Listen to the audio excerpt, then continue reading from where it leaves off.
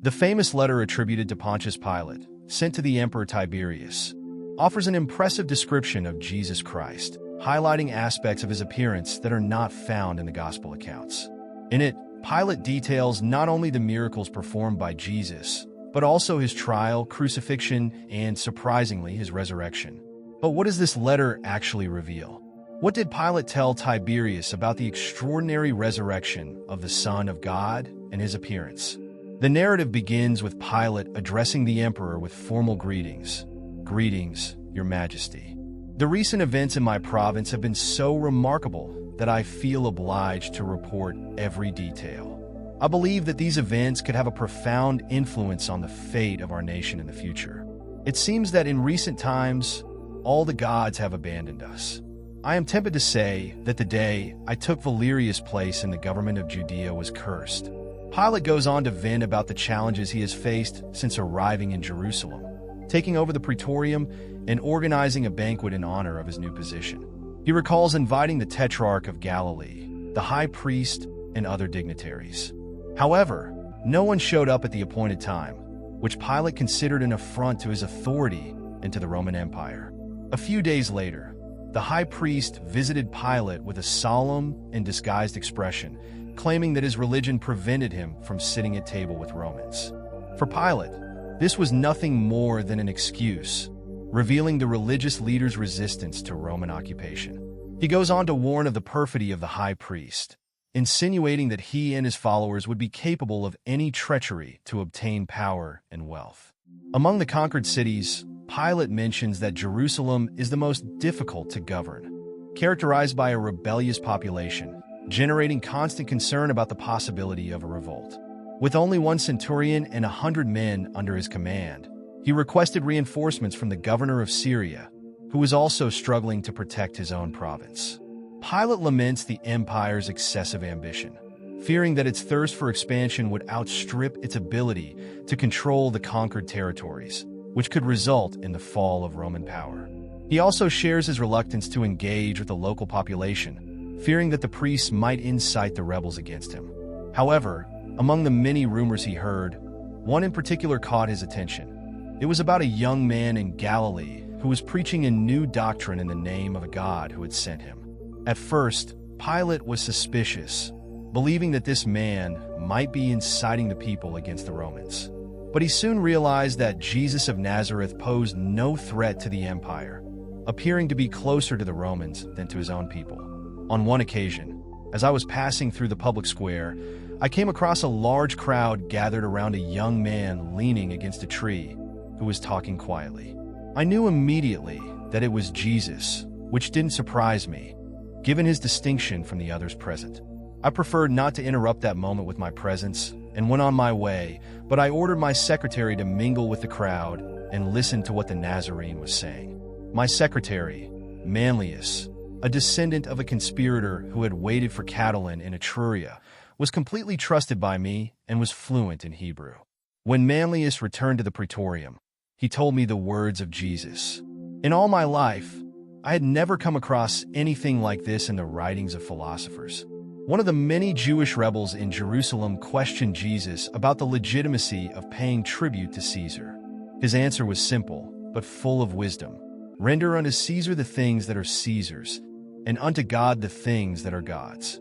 This wisdom led me to grant him his freedom, because to imprison or exile him would be an injustice, something that went against the principles of the Roman government. Jesus was not an agitator, nor was he a rebel. I offered him protection, perhaps without him realizing it. I gave him the freedom to act, speak, meet with the people, and teach without any hindrance from me. However, I confess that a part of me fears that if the religion of our ancestors is one day replaced by the doctrine of Jesus, this very tolerance I allowed could be the cause of Rome's downfall. I, as an unfortunate instrument, will have been part of what the Jews call providence, and we destiny. This freedom deeply upset the richest and most powerful Jews. Jesus was harsh with them, and that gave me all the more reason to let him go free.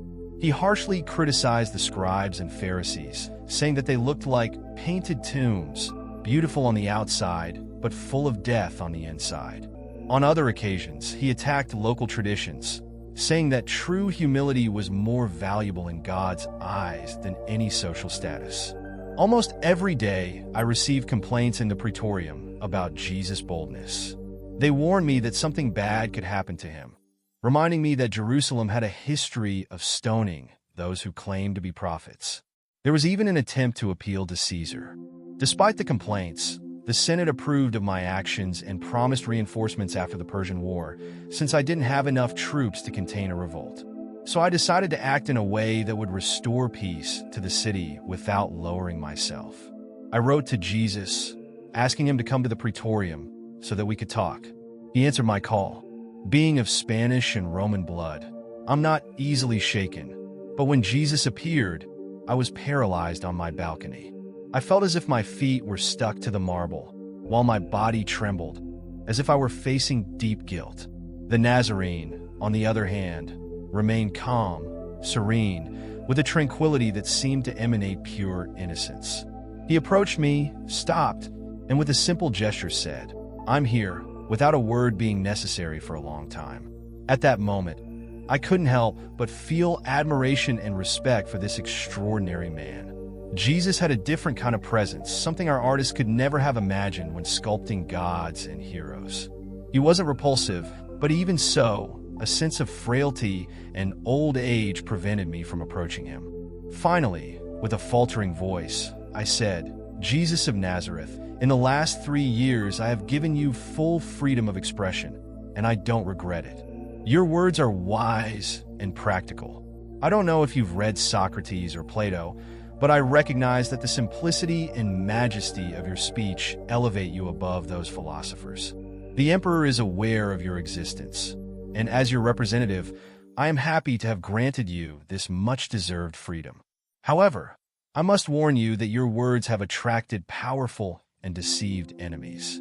Socrates also had enemies, but you face even fiercer opposition, as your harsh words cause discontent, both against you and against me for allowing you to continue speaking. Some even accuse me of conspiring with you to undermine the authority that Rome still grants to the Hebrews. My recommendation, which is not an order, is that you be more cautious and moderate in your speeches. Your enemies could incite the ignorant people against you, and I would be forced to act according to the law." Jesus replied with impressive serenity, "Ruler of the earth, your words are not true wisdom. Just as the mountain cannot change its course, neither can I change the destiny written by the Creator. I tell you that before the rose of Sharon blooms, the blood of the righteous will be shed." Moved, I replied, "I consider you more valuable for your wisdom than those rebellious Pharisees who abuse the freedom the Romans have granted them. They plot against Caesar, spreading lies about him, as if he were a tyrant. But I will protect you. My Praetorium will be your shelter, day and night." Jesus, always calm, just smiled and said, "When the time comes, there will be no refuge for the Son of Man, either on earth or under it. The true refuge is in heaven. What was written by the prophets will be fulfilled." Worried, I insisted, "You're forcing me to turn my request into an order. The security of this province demands that you moderate your speeches. Don't ignore this order, because you know the consequences. May happiness accompany you to God." Jesus replied calmly, "Prince of the earth, I have not come into the world to bring unrest, but peace, love, and charity. I was born on the same day that Augustus brought peace to the Roman Empire. Persecution will not come from me, but I will face it according to my Father's plan. Then control your words," I insisted, "for it is not in your power to keep the victim on the altar of atonement." Jesus slowly walked away, like a luminous shadow disappearing over the horizon. And with his departure, I felt a great sense of relief, for his presence exerted an unbearable weight on me. Herod, who ruled at the time, joined Jesus' enemies to carry out his revenge. If it had been up to him, he would have condemned Jesus to death immediately. However, despite his position of power, he hesitated, fearing to damage his influence with the Senate, or perhaps fearing Jesus in the same way that I did. Later, Herod came to visit me, and at the end of our conversation, he casually asked what I thought about the Nazarene. I told Herod that Jesus seemed to me to be one of the great philosophers who emerge in nations like ours, and that his teachings were far removed from political issues. Rome had decided to let him speak freely, as his actions did not justify any restrictions. He smiled sarcastically, with an ironic bow, and took his leave. With the Jewish Passover approaching, the city was filled with a noisy crowd clamoring for Jesus' death. Informants told me that the temple treasury had been used to bribe the people. The danger was palpable, and a Roman centurion was publicly disrespected. I wrote to the Syrian procurator asking for reinforcements, but he refused. I found myself isolated, surrounded only by a small group of veterans, in a hostile and rebellious city, without the strength to contain an uprising. The leaders of the crowd were encouraging the citizens to arrest Jesus, accusing him of being a rebel, even though they had no reason to fear my praetorium. They shouted nonstop, "Crucify him! Crucify him!" At that moment, three major factions united against Jesus: the Herodians, the Sadducees, and the Pharisees. The Herodians and Sadducees had mixed motives. They hated Jesus, but they were also fed up with Roman domination. They never forgave me for entering the holy city with flags bearing the image of the emperor. Although I had made a mistake in doing so, for them, sacrilege was unforgivable. Another conflict was growing between these groups. I had suggested using part of the temple treasury to finance public works, a proposal that the Pharisees, already enemies of Jesus, found unacceptable. They resented Roman authority and resented the harsh criticism the Nazarene had leveled at them over the past 3 years. In addition to these factions, I also had to deal with an unruly population, always ready to join a revolt and take advantage of the ensuing chaos. So Jesus was taken to the high priest and condemned to death. At this point, Caiaphas, the high priest, was apparently submissive, sending Jesus to me to confirm the sentence and ensure his execution. I replied that, as Jesus was from Galilee, the case should be judged by Herod. Herod, showing false humility and deference to Caesar's representative, handed the responsibility back to me. My palace soon became a besieged fortress, with dissatisfaction growing by the minute. Jerusalem was invaded by crowds coming down from the mountains of Nazareth. A Gaulish seer, who claimed to predict the future, threw herself at my feet in tears, warning, "Be careful, don't touch that man, for he is holy." Last night, I saw in a vision that he was walking on water and talking to the storm, which obeyed him. I saw the river on Mount Catherine flowing with blood, the statues of Caesar weeping, and the morning sun looking like a virgin in mourning. If you don't listen to your wives, please, great evil awaits you. Fear the curse of the Roman Senate. Fear the thrones of Caesar. At that moment, the marble stairs of the Praetorium trembled under the weight of the crowd that was bringing Jesus back to me. I went to the courts of justice, surrounded by my guard, and asked the crowd what they wanted. They shouted that they wanted Jesus dead. I asked what his crime was, and they replied that he had blasphemed, prophesied the destruction of the temple, and declared himself the Son of God, the Messiah, the King of the Jews. I said that Roman justice did not condemn anyone to death on such charges. But the cries of "Crucify him! Crucify him!" echoed through the maddened crowd, making the walls of the palace shake. The only one who seemed calm was Jesus. After several unsuccessful attempts to protect him from the fury of his enemies, I suggested a measure that could save his life. I proposed, as was the custom at the time, to release a prisoner during the festivities and let Jesus go. The people, however, insisted that Jesus be crucified. I tried to argue, pointing out that their actions were inconsistent with the Jewish laws themselves. I explained that, according to their legislation, no judge could sentence a defendant without first fasting for a whole day. In addition, the sentence needed the consent of the Sanhedrin and the signature of its president. In court, no execution could take place on the same day as the sentence. The Sanhedrin had to review the entire process on the following day, when the execution was to take place. The law also required a man to stand at the door of the court holding a flag, while another on horseback announced the name of the condemned, the crime committed, and the witnesses. This prisoner, on his way to execution, had the right to return up to 3 times to present new arguments in his defense. I insisted on these points, hoping to calm them down, but the cries of crucify him, continued to echo. So I ordered Jesus to be scourged, in the hope that this would be enough to satisfy the crowd. But instead it only intensified their hatred. I asked for a basin and washed my hands in front of that furious crowd, claiming that, in my judgment, Jesus of Nazareth had done nothing to deserve death. However, my words were in vain. Jesus' fate was already sealed. I had already witnessed the fury of crowds and civil unrest, but nothing compared to that day. It seemed that all the spirits from the depths of hell had gathered in Jerusalem. The crowd didn't seem to walk, but was swept and spun like a whirlwind, moving in furious waves from the gates of the Praetorium to Mount Zion, with shouts that surpassed any commotion I've ever witnessed, whether in the tumultuous lands of Pannonia or in the Forum. The day slowly darkened, like a winter twilight, recalling the death of Julius Caesar. It was in fact the eve of March. As governor of a rebellious province, I leaned against a corner of my basilica, watching the somber scene as the innocent Nazarene was led away to execution. Everything around me was deserted. Jerusalem had emptied of its inhabitants through the funeral gates that led to Jamnia. An air of sadness and desolation hung in the air. My faith seemed to be united with Calvary, while the centurion tried to maintain order in the midst of chaos. I felt alone, and a heaviness in my heart warned me that the whole thing was more a drama of the gods than of men. The sounds of agony echoed from Golgotha, carried by the wind, as if announcing an unparalleled suffering, never before felt by human ears.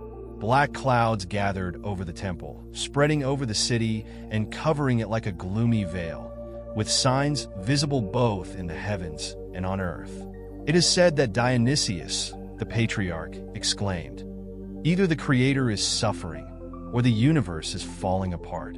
While these terrible phenomena were taking place, a terrifying earthquake shook Lower Egypt, filling everyone with dread and almost driving the superstitious Jews mad. Balthazar, an old Jewish scholar from Antioch and a close friend of the Nazarene, was found dead after the earthquake. Whether his death was caused by fright or sadness, no one knows.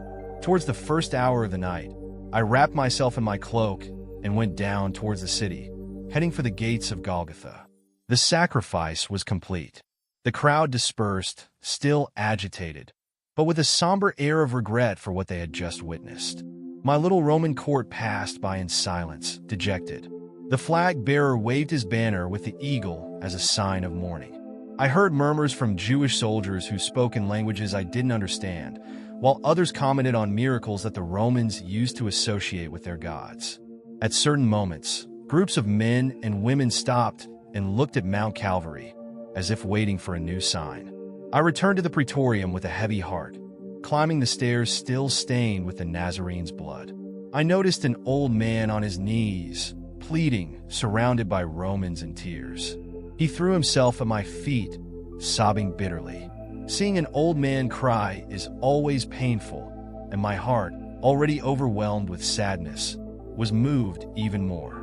We cried together, and it seemed that everyone there, he and many in the crowd, were on the verge of tears. I had never seen anything like it. Those who betrayed, sold, and called for his crucifixion had disappeared like cowards. I was told that these men had washed their mouths out with vinegar, alluding to what Jesus had said about the resurrection and the separation from the dead. If that happened, it was there in front of that huge crowd. "Father," I asked, trying to pull myself together, "who are you, and what do you want?" "I'm Joseph of Arimathea," he replied. "I've come to ask your permission to bury Jesus of Nazareth." I granted his request and ordered Melios to take some soldiers to accompany the burial, ensuring that the body would not be desecrated. A few days later, the tomb was found empty, and the disciples began to proclaim that Jesus had risen, as he had foretold. This caused even more commotion than his own death. I can't say for sure what really happened, but I've looked into it thoroughly. You could check for yourself and decide whether I was wrong at some point, as Herod claims. Joseph used his own tomb to bury Jesus, but whether he knew or planned anything about the resurrection, I can't say. The day after the burial, a priest came to the praetorium worried that the disciples might steal Jesus' body to make it look like he had risen, as he had predicted and as they firmly believed. I sent him to the captain of the guard, Mark, and ordered him to place as many Jewish soldiers around the tomb as necessary, so that if anything happened, the blame would fall on them and not on the Romans. When the news of the empty tomb spread, my apprehension increased. I went to Marcos, who told me that he had sent his lieutenant, Ben Isham, with 100 soldiers to guard the site. He told me that Isham and his men were terrified by the events of that morning. I called Isham and asked him to give me as accurate an account as possible. He said that around the beginning of the fourth watch, a soft, beautiful light appeared over the tomb. At first, he thought that some women had come to balsam Jesus' body, as was customary, but he couldn't understand how they could have gotten past the guards. As he pondered this, the whole place lit up, and he saw what looked like a crowd of dead people in their shrouds, all looking younger and full of joy, while heavenly music, the most beautiful he had ever heard, echoed through the air. The atmosphere seemed filled with voices praising God. Suddenly, the earth began to shake in such a way that he felt weak, unable to stand, as if the ground was moving beneath his feet. He completely lost consciousness, not knowing what happened next. I asked him what state he was in when he regained consciousness. He said he was lying on the floor, face down. I asked him if he could have mistaken the light, thinking it was dawn in the east. He replied that he initially thought that, but a short distance away, it was still very dark, and he remembered that it was still too early for daybreak. I asked him if the dizziness could have been caused by getting up quickly, as this sometimes provokes this sensation. He said no, because he hadn't slept all night, since the punishment for sleeping on duty was death. He mentioned that he had allowed some of the soldiers to sleep at the time, and that some were still asleep. I asked how long the scene lasted. He said he wasn't sure, but estimated that it lasted almost an hour, until it was covered up by daylight. I asked Isham if he went to the tomb after coming to his senses. He told me he didn't have the courage, and as soon as the reinforcements arrived, everyone returned to their barracks. I asked him if the priests had questioned him, and he confirmed it, saying that they wanted him to say that it was just an earthquake and that the guards were asleep. They offered him money to say that the disciples had come and stolen Jesus' body, but he didn't see any disciples and didn't know that the body had disappeared until they told him. I asked him about the personal opinion of the priests he spoke to. He mentioned that some believed that Jesus was not an ordinary man, that he was not a human being like the others. For them, he wasn't Mary's son, as they said, but a figure who had appeared on earth before, in the times of Abraham and Lot, and in many other times and places. If this Jewish theory is correct, these conclusions make sense, as they are in line with what we know of this man's life. It is widely recognized by friends and foes alike that Jesus seemed to have control over the elements, like a potter shaping clay. He turned water into wine, healed diseases, brought the dead back to life, calmed storms, and even fished with coins in his mouth. If he could do all these things and more, as the Jews testified, this generated growing enmity against him. It is clear that he was not accused of crimes or breaking laws, nor of causing harm to anyone personally. These events are known to thousands, friends, and foes alike. I feel inclined to agree with the statement I heard in relation to the cross. Truly, this was the Son of God. Pontius Pilate described Jesus as an impressive figure unlike any other. He would have mentioned that Jesus was a man of medium height, with a quiet bearing and a serene presence that drew the attention of everyone around him. His face was characterized by an expression of kindness and peace, conveying calm even in the most tense moments. Jesus always seemed to look at people with compassion, as if he deeply understood each one of them. The accounts say that he had long, soft hair, falling harmoniously over his shoulders. They described it as slightly wavy and of a color that varied between light brown and blonde, which stood out among the people of the region. Their eyes were one of the most striking features, described as deep and penetrating, with a tone that varied between light brown and blue, depending on who was narrating. These eyes conveyed a sense of wisdom and kindness, while at the same time reflecting a firmness that seemed to understand everything about life and the human heart. Jesus' skin was described as fair, with a smooth touch, almost like that of someone who works outdoors, but he maintained a healthy and well-groomed appearance. His face was considered handsome and symmetrical, with features that inspired confidence and reverence.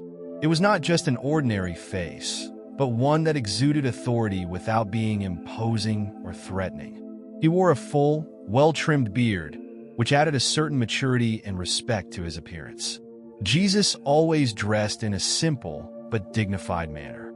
His clothes were clean, although modest, usually consisting of a long cloak and a tunic. He did not wear flashy accessories or jewelry, which showed his detachment from material things. His appearance conveyed a message of humility and simplicity, even in the midst of his imposing presence. He was someone who, without saying a word, managed to communicate a message of peace and acceptance. Now, noble sovereign, this is the most faithful account I can give of the facts.